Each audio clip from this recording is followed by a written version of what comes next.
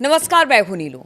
तो एक कहावत तो आपने सुनी होगी कि ना उगलते बन रहा है ना निगलते बन रहा है। जी हाँ, बात कुछ ऐसे ही है। आज जिनेवा में ईरान और अमेरिका की तीसरे दौर की बातचीत होनी है और इस बीच बहुत बड़ी खबर आ गई है। कहा यह जा रहा है कि हो सकता है ईरान अपनी तरफ से यूरेनियम इनरिचमेंट को लेकर जो बातें हैं उस पर कुछ सहमति बनाए, कुछ ऐसे प्रपोजल अमेरिका के सामने रखे जिससे कि बात बन जाए। हालांकि बात कितनी बनेगी कितनी नहीं बनेगी वो तो इस बातचीत के बाद ही समझ में आएगा। लेकिन जो इस वक्त खबर आ रही है, बताया जा रहा है कि शायद जो 60% यूरेनियम इनरिचमेंट इस वक्त ईरान ने कर रखा है उसको वो घटा सकता है। लेकिन खबर ये भी आ रही है कि देखिए वो ये चाहता है कि जो यूरेनियम संवर्धन ईरान ने किया है वो बाहर नहीं भेजेगा, नष्ट नहीं करेगा, उसे ईरान में ही रखा जाएगा, लेकिन उसका इस्तेमाल नहीं किया जाएगा। अब इस पर कितनी बातचीत और बात बनती है देखने वाली बात होगी, क्योंकि यहीं से शुरुआत हुई थी कि देखिए आपको अपने यूरेनियम इनरिचमेंट को खत्म करना पड़ेगा, घटाना पड़ेगा, है तो उसे बाहर के देश भेजना पड़ेगा। अमेरिका इस तरह की शर्त रख रहा था। अब इस बीच खबर ये आ रही है, अब देखना होगा कि किस तरह के प्रपोजल के साथ आज अब्बास अरागची मिलते हैं जिनेवा में। जो अमेरिका के राजनयिक हैं उनके साथ विटकॉफ और कुशनर से जो मुलाकात होती है, और साथ ही साथ ये कहा जा रहा है कि जो मिसाइल प्रोग्राम है जिस पर कहा जा रहा है कि उसको लिमिट किया जाए, उसकी जो क्षमता है, उसकी जो रेंज है उसको कम किया जाए।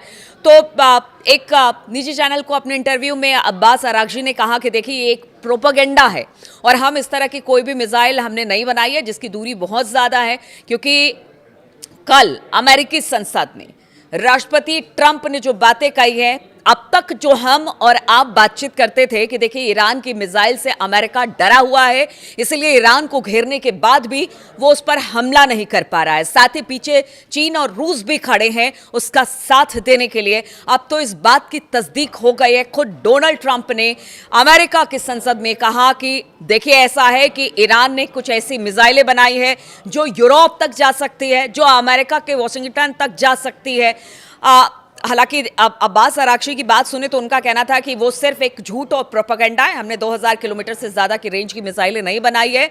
और एक तरह से इस पूरे मामले को प्रोपेगेंडा के तौर पर, झूठी खबर के तौर पर दिखाया जा रहा है और झूठी खबर अमेरिका के सामने पेश की जा रही है। लेकिन जो बात अमेरिका ने कही, कहीं ना कहीं उसका डर इन्हीं मिसाइलों से है, जिसकी वजह से अब तक अमेरिका रुका हुआ है ईरान पर हमले वो नहीं कर पा रहा है। क्योंकि सेना ने, अमेरिका की सेना ने भी, कि इनकी बात अगर हम करें तो उन्होंने पहले ही कह दिया था कि देखिए उनके पास कुछ ऐसी मिसाइलें हैं कि अगर कुछ हमले शुरुआती दौर में, अगर ईरान की तरफ से अगर अमेरिका हमला करता है और शुरुआती हमले में ही ईरान बहुत ज्यादा नुकसान अमेरिका को पहुंचा सकता है। इस तरह की जो अमेरिकी सेना है उन्होंने अपनी तरफ से ट्रंप के सामने ये बातें रखी थी। देखिए सेना जो कहीं की होती है वो एक्चुअल सिचुएशन को बताती है, वहाँ की राजनीति क्या है क्या नहीं है उस बात से सेना को लेना देना नहीं है। लेकिन सेना जो है एक्चुअल स्थिति वहाँ के राजनयिकों के सामने, वहाँ के प्रशासन के सामने रखता है कि देखिए ये एक्चुअल स्थिति है। और शायद यही एक्चुअल स्थिति केन ने बताई थी ट्रंप को, जिसके बाद ट्रंप ने अमेरिकी संसद में कहा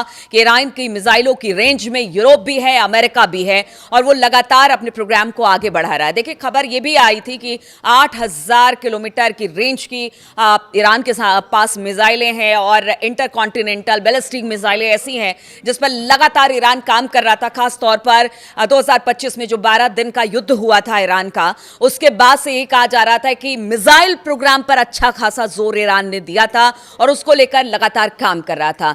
चाइना ने जो भी मिसाइल बनाने में उपलब्धता उसको देनी थी वो सारी चीजें उपलब्ध कराई ईरान के सामने, और ईरान ने समझ लिया कि देखिए ये हमारी रक्षा का कवच है और यही कवच हमें बचा सकता है। और आज यही कवच जो है वो अमेरिका और इजराइल के लिए टेंशन का सबब बना हुआ है। क्योंकि अब तो ट्रंप ने भी स्वीकार कर लिया है भाई कि देखिए ऐसा है कि अगर हम ईरान पर हमला करते हैं तो हम पर भी जबरदस्त तरीके से इन मिसाइलों से हमला होगा और यूरोप और अमेरिका भी इससे नहीं बचेगा। इसलिए इस बात का इंतजार किया जा रहा है कि बातचीत से रास्ता निकल जाए। इसलिए आज तीसरे दौर की जो वार्ता होगी वो बहुत अहम होगी, क्योंकि ईरान को कह दिया है अमेरिका ने कि देखिए आप कुछ ऐसी चीजें लेकर आइए जिससे बातचीत आगे बढ़े, जिससे हम सेटिस्फाइड हो, आपके पास भी कुछ हमारे पास रखने के लिए विकल्प हो। तो आप देखना होगा। अब्बास अरागची ने तो बहुत उम्मीद जताई है कि देखिए बातचीत से ही इस युद्ध का हल हो सकता है, क्योंकि इसमें किसी का भी भला नहीं है, चाहे वो अमेरिका हो, इजराइल हो, या फिर ईरान हो, या पूरा मिडिल ईस्ट हो, किसी के लिए भलाई का सबब नहीं है। अगर ईरान पर हमला अमेरिका करता है तो युद्ध होगा, और युद्ध को कोई टाल नहीं सकता, बातचीत ही इसका एक विकल्प है। तो आप देखना होगा कि आज किस तरह की स्थिति और किस तरह की पेशकश ईरान की तरफ से अमेरिका के सामने होती है, और इसके बाद अगर बात नहीं बनती है तो फिर क्या युद्ध ही एक विकल्प होगा, इस पर सबकी निगाह होगी। लेकिन दूसरी तरफ ईरान की बात की जाए, एक बार फिर से ईरान में जो अंदरूनी हालात है बहुत अच्छे नहीं रह गए हैं, और पिछली बार भी हमने देखा था कि जब ईरान में अंदरूनी हालात ठीक नहीं थे, उस वक्त अमेरिका ने मन बना लिया था कि ईरान पर हमला किया जाए। तो क्या अब इसी से जोड़कर देखा जा रहा है कि एक बार फिर से अंदरूनी हालात वहां पर खराब हैं, इसी का फायदा उठाकर कहीं ऐसा ना हो कि अमेरिका ईरान पर हमला कर दे। तो उसकी भी कोशिश है कि अंदर खाने ईरान में जो इस वक्त स्थिति है उसको काबू में किया जा सके, उस सिचुएशन को टैकल किया जा सके। इसीलिए जो ईरान सरकार है वो पूरी कोशिश कर रही है कि जो भी विद्रोही हैं या फिर जो वहां पर प्रदर्शनकारी है उनको रोका जा सके। तो इस मोर्चे पर भी ईरान काम कर रहा है। बातचीत भी उनके लिए एक विकल्प है, जिसको लेकर अब्बास अरागची और लारिजानी के नेतृत्व में लगातार वो अमेरिका से संपर्क बनाए हुए हैं। दूसरी तरफ युद्ध का विकल्प भी है, क्योंकि अब्बास अरागची ने जो कहा उसमें उन्होंने यही कहा कि देखिए ऐसा है, बातचीत तो हम एक विकल्प हमारे पास है, लेकिन युद्ध से भी हम पीछे नहीं हटते हैं। और युद्ध हमारे लिए अगर बातचीत खत्म होती है और अगर अमेरिका हमला करता है तो ईरान भी इस युद्ध के लिए पूरी तरह से तैयार है, 100% नहीं बल्कि 200% तैयार है, और इसके लिए हमने पूरी तैयारी कर ली है। लिमिटेड वॉर जैसा कुछ नहीं होगा, ईरान पर हमला होता है तो एक बड़ा हमला फिर अमेरिका पर भी होगा। और कहा जा रहा है जिस मिसाइल का डर ट्रंप को है, इसी वजह से जो कि उनके 2 जंगी जहाज बेड़े हैं, खास तौर पर अगर फोर्ड की बात की जाए या अब्राहम लिंकन की बात की जाए, दोनों 2 जगह पर इस वक्त है, क्योंकि बताया जा रहा है कि एक ओमान की खाड़ी के पास है, एक ग्रीस के पास है, वहां से आगे नहीं बढ़ा है, क्योंकि वो जो है वो ईरान के मिसाइलों के रेंज में आएगा। और अगर अमेरिका हमला करता है तो सबसे पहला टारगेट यही जंगी जहाज होंगे, यही बेड़े होंगे, और इसी पर सबसे पहले हमला ईरान कर सकता है। और इस बात की तस्दीक खुद अली खामनेई साहब ने की है कि देखिए हम तो बड़े से बड़े जहाज भी डुबो देंगे अगर हम पर बात आती है। तो आज की बात बहुत महत्वपूर्ण है, किस तरह से बात आगे बढ़ती है, किस तरह से क्या बातचीत होती है। अब्बास अरागची क्या ट्रंप को अपनी बात मनाने के लिए कि ठीक है हम बातचीत के रास्ते से ही आगे बढ़ सकते हैं, युद्ध कोई विकल्प नहीं है। दूसरी तरफ अमेरिका के लिए भी उनके अपने घर में ही ये पूछा जा रहा है कि आकर युद्ध आप करते हैं तो इससे आपका क्या फायदा होगा, वो तो बताइए जरा।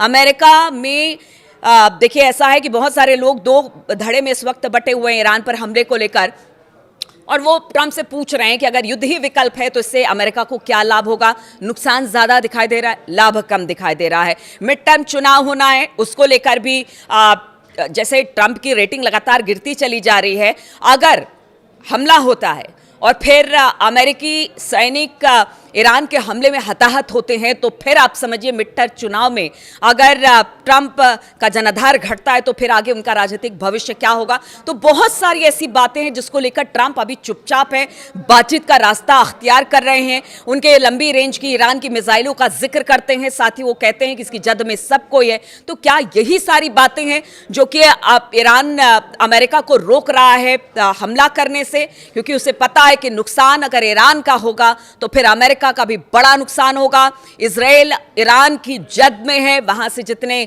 मिसाइलें फायर होंगी फिर उसे कोई नहीं रोक सकता है। इसलिए आज की बातचीत पर सबकी निगाह टिकी है कि आज जो बातचीत होती है, आज जो प्रपोजल रखा जाता है, आज जो ईरान अपनी बात रखता है, अमेरिका किस तरह से उसको मानता है। क्या यह बातचीत आगे बढ़ेगी, क्या हमला रुकेगा या युद्ध की स्थिति ही बनेगी, इस पर मेरी भी निगाह है, सबकी इस पर निगाह है। जिस तरह का अपडेट मिलता है इस पूरे मामले को लेकर, किस तरह से बातचीत आगे बढ़ती है, उस पर लगातार हम आपको अपडेट करते रहेंगे। फिलहाल बहुत बहुत शुक्रिया मेरे साथ जुड़ने के लिए।